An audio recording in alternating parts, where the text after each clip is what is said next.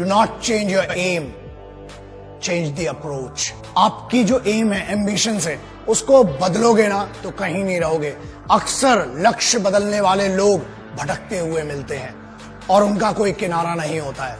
तो इसलिए हमेशा ये चीज, आप जो भी शुरू करें एक लक्ष्य बनाएं, एक एम्बिशन। मैंने सीखा, मेरे गुरुजी ने कहता था, मेरे बाबूजी कहते थे, और मेरे बाबूजी अभी भी कहते हैं, और मैंने अपने गुरुओं से सीखा कि बाप, लक्ष्य एक ही होना चाहिए, जिद एक ही होना चाहिए। When we are talking about aim, आपने बनाया ही क्यों अगर आपको इतना कॉन्फिडेंस नहीं था? इसीलिए रिसर्च कीजिए अपने एम को चुनने के पहले। लेकिन एक बार जो बन गया तो बढ़ चले हैं वो कदम, अब रुकेंगे नहीं। तो बस वैसा एटीट्यूड होना चाहिए कि हम तो घर से निकले ही थे बांधकर सर पे कफन, जहां हथेली पर लिए जो बढ़ चले हैं ये कदम।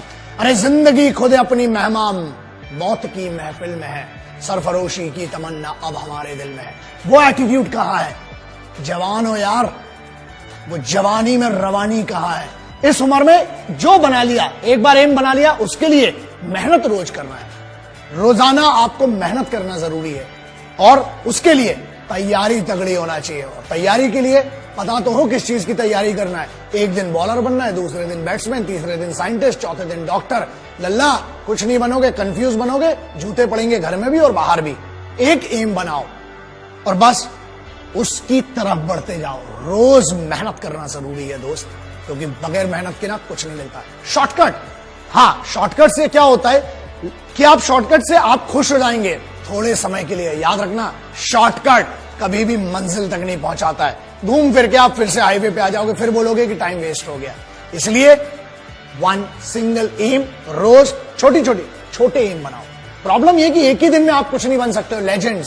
लेजेंड कोई पैदा नहीं होता है दोस्त, उसको बनने के लिए बहुत सिंपल सी बात है। Nobody becomes the general within a day. There is a journey involved in that and you have to go through that journey.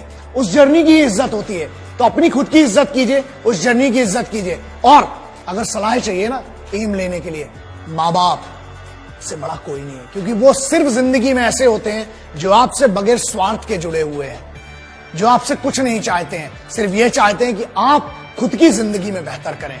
उनके लिए कितना बेहतर करें, इससे उनको कुछ लेना देना नहीं। दूसरों से ज्यादा और दूसरों की बातों से ज्यादा, ये मेरी सलाह है, एक बड़ा भाई समझ ले, छोटा भाई समझ ले, जो भी समझ ले, अपने लक्ष्य पर खुद को भरोसा करना पड़ेगा। और अपनी खुद की कॉन्शियंस होती है, हमें उसको समझना पड़ेगा। आगे बढ़िए, दूसरों से ज्यादा खुद पर भरोसा करना पड़ेगा। आपको अपने आप से ज्यादा कोई अच्छे से नहीं जानता है। आपके माँ बाप और आप अपने आप को जानते हैं, आपको जानते हैं। उनसे डिस्कस कीजिए और याद रखिए अपने पैशन को, आपका जिस चीज में मन लगता है ना, घर वालों से लड़ाई मत करो, कन्विंस करो, बात करो उनसे, क्योंकि जो पैशन है ना वो सिर्फ आप जानते हो। और अगर आप अपने घर वालों को कन्विंस नहीं कर पा रहे हो, आपके कन्विक्शन में कमी है, आप दुनिया को क्या कन्विंस करोगे फिर? इसलिए सब अगर एग्री होंगे, आप सेम पेज पर होंगे, आपको मदद चाहिए, इमोशनल सपोर्ट चाहिए अपने घर वालों का, और वो मिलेगा। बस अपने पैशन को अपनी जिंदगी में बदलो। मुझे पता है इस चीज को, क्योंकि मैंने जितने लेजेंड से मिला हूं, सब में दो चीजें कॉमन थी। पहला, उन्हें हमेशा से वही बनना था, आज वो जहां पर हैं, उनने अपने रूट्स नहीं बदले। दूसरा, उन सब में एक चीज बहुत कॉमन थी, वो सभी बहुत डिसिप्लिन लोग थे और रोजाना वो अपनी छोटी छोटी मेहनत करते थे उस लक्ष्य की तरफ बढ़ने के लिए। इसलिए ट्रेनिंग करना बहुत जरूरी है और स्टे फोकस कैसे रहेंगे? सिंपल है, आंख बंद करके ध्यान करने से कुछ नहीं होता। बाबा बन जाओगे तिलक लगा के।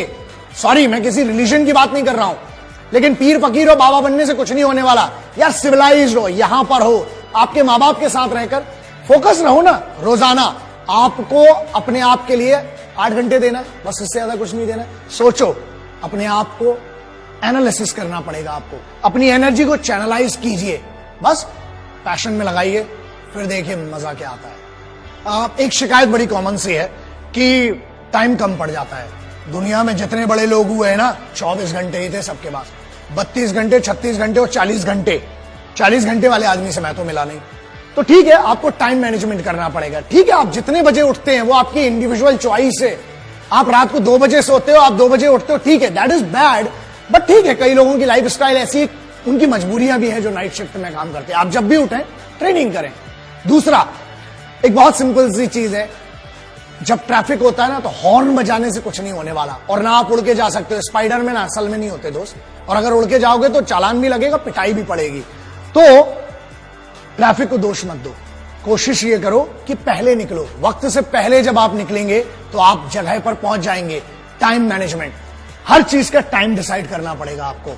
बस टाइम डिसाइड कीजिए, आगे बढ़िए और कंप्लेंट्स कम कीजिए। सिपाहियों को अपने लक्ष्य का पता होता है। Being a simple son of this motherland, I have the responsibility to speak about our soldiers, जो सबसे ज्यादा मेहनत करते हैं। बहुत सिंपल है ना, एक टास्क दिया जाता है, चाहे वो बंकर बनाना हो, चाहे वो राशन लाना हो, चाहे घर बनाना हो, चाहे अपनी एक रेजिमेंट को मूव करना हो, चाहे जंग लड़ना हो।